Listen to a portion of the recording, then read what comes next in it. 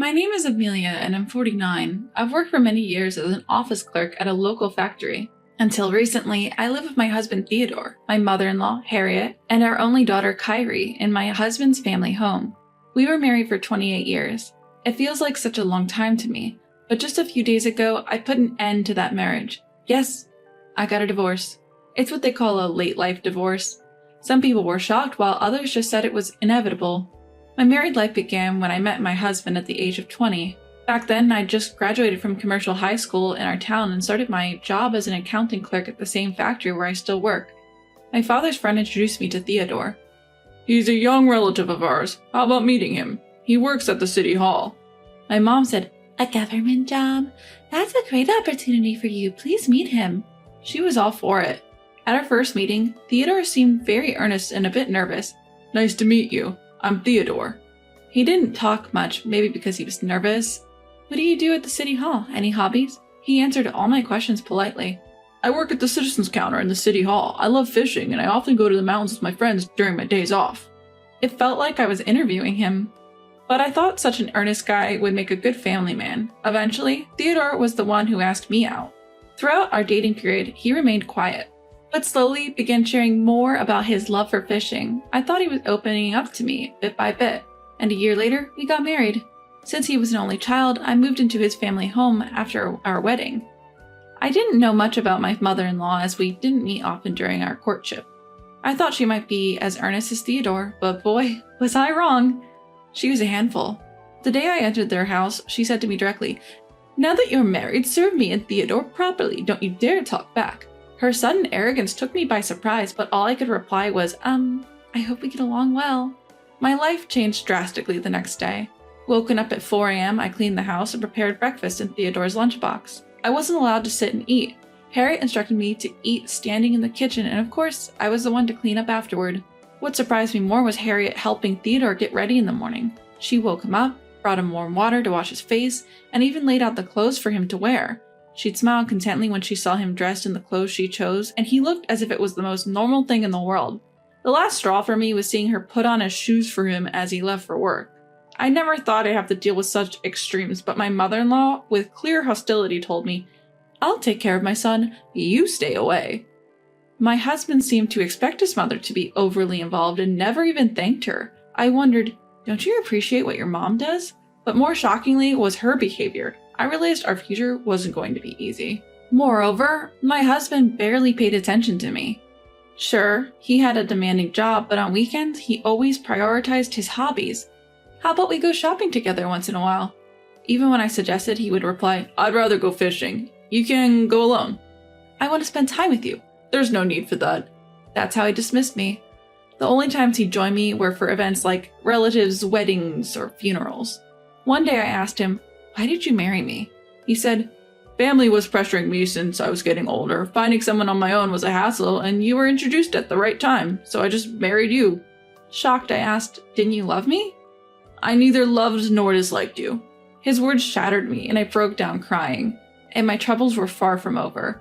My mother-in-law cherished her son, but was very harsh on me. "You're just not cut out to be a good wife." That was her go-to phrase.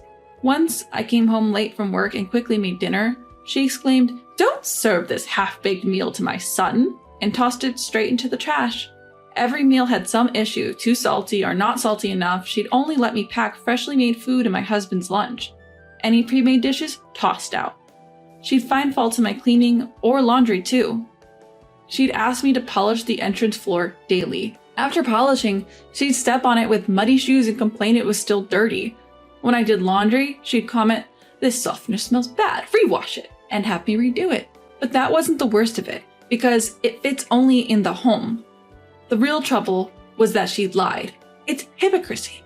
She'd tell our neighbors and relatives all sorts of made-up stories about me, how I neglected housework, mistreat her son, and bully her daily.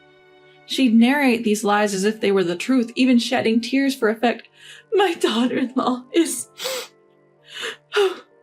So everyone believed her. "You should be more considerate of your mother-in-law." "She did raise your husband, after all."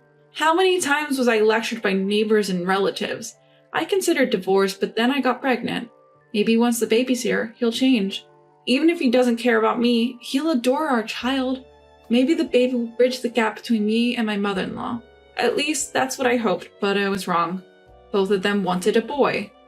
They were there at the hospital when I gave birth, but when they heard the baby's gender, they didn't even look at the baby's face. What, a girl? I still remember my husband's words like it was just yesterday. Even my mother-in-law lamented, "Not a girl." Her face fell, sighing deeply. We named our daughter Kyrie, a name I came up with. The two of them had only thought of boy names. My husband had always dreamt of taking his son fishing, and my mother-in-law longed for a grandson who looked just like him, so they hardly paid any attention to our daughter. But I believed that over time they would come to adore her as feelings grew. While my husband did fulfill his responsibilities as a father by providing for Kyrie's education and attending important events, he did so out of social obligation, not genuine affection. He wasn't abusive, but their relationship lacked warmth. My mother-in-law was no different. As Kyrie grew older, she distanced herself from both of them. I often thought of divorcing him, but he did provide the basic necessities as a father.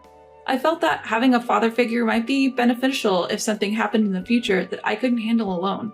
And his income was higher than mine. Raising Kyrie would need money. With that in mind, I couldn't easily decide to divorce him. By the time Kyrie reached high school, she seemed to understand my predicament, saying, "You can divorce Dad. I can get a part-time job." But even if I divorced, my parents were gone, and going back to my brother's house would just be a burden. Every day, I juggled house chores, work, and taking care of Kyrie. But the year Kyrie became a working adult, an event put an end to our life's monotony. It all began with my mother-in-law's hospitalization. On a cold winter day, during her usual morning walk, she slipped on an icy path. Unable to move, a newspaper delivery person found her and called an ambulance. Both my husband and I took time off work and rushed to the hospital. The doctor informed us, "Given her age, her bones and muscles have weakened. Even if she recovers, she might not regain full mobility." To which my husband replied indifferently, "Oh, okay," adding, "Please tell my wife the rest," shirking responsibility. He didn't even visit her. Instead, he indulged in his favorite pastime, fishing. After work, I visited her daily, bringing laundry and attending to her needs. Yet she complained to the nurse, "My daughter-in-law is so inconsiderate."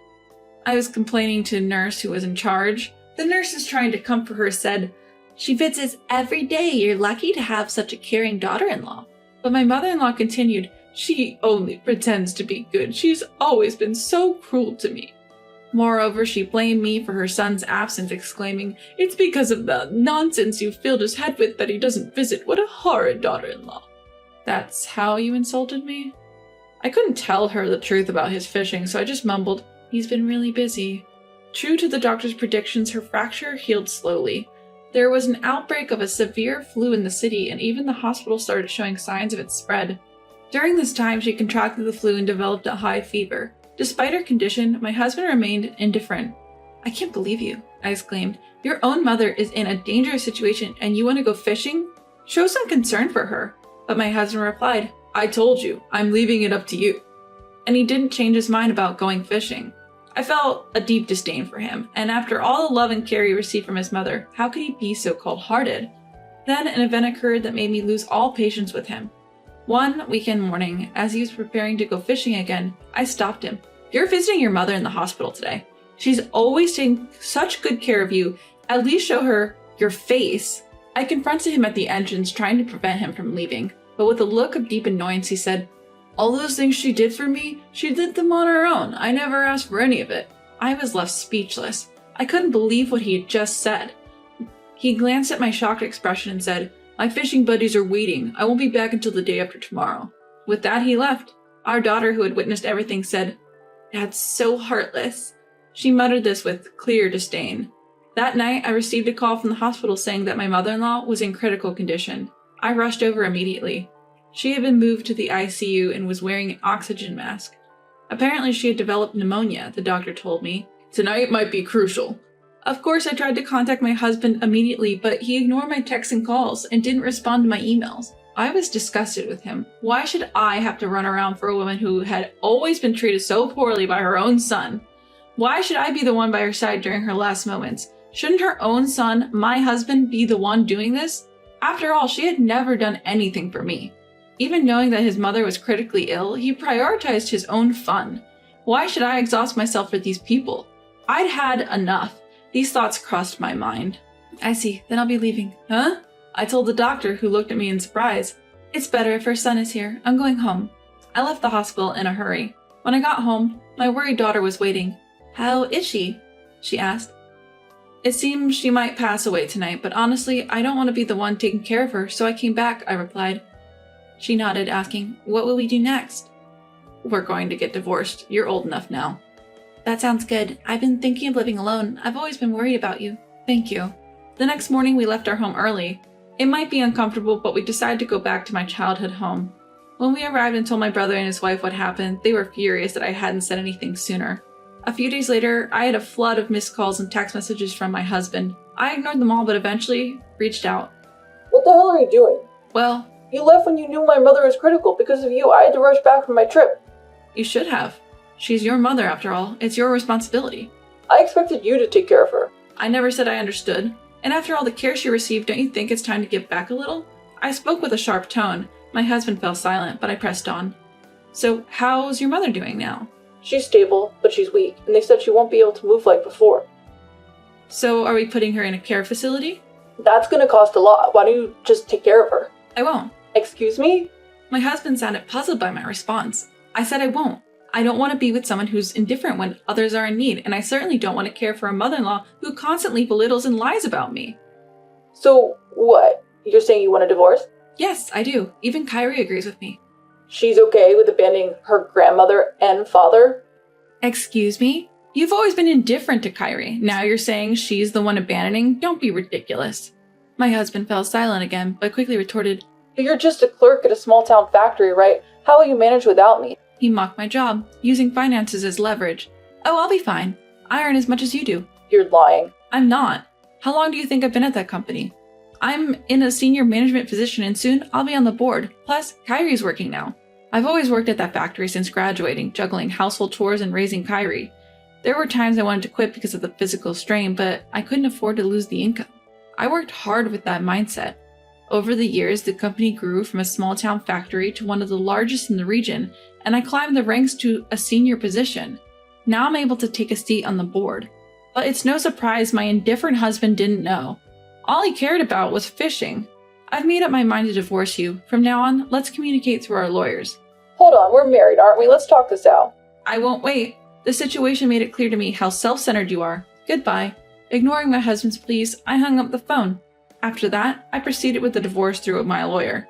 He initially resisted, saying, "A divorce would look bad. We have my mother's care to think about." But I was adamant. Eventually, he reluctantly signed the divorce papers. Of course, I made sure to get a fair share of the compensation and assets.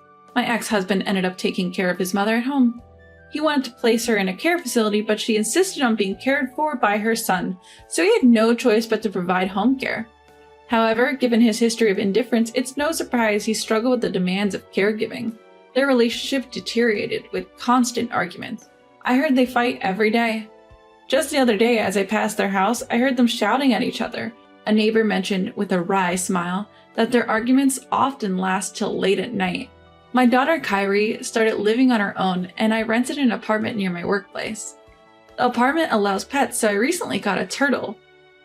Watching its leisurely pace makes me feel like the hectic pace of my life has slowed down. I want to spend time for myself now and live each day with enthusiasm.